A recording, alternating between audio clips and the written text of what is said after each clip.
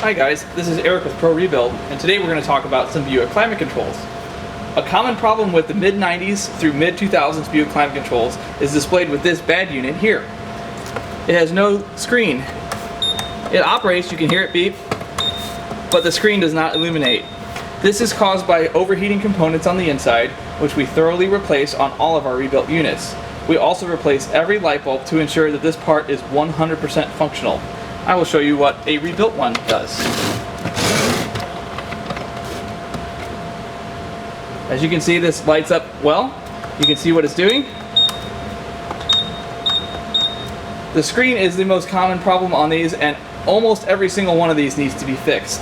These come in 97 to 2005 Buick Park Avenues, 96 to 99 Buick Riviera, and some of the older Lesabres as well.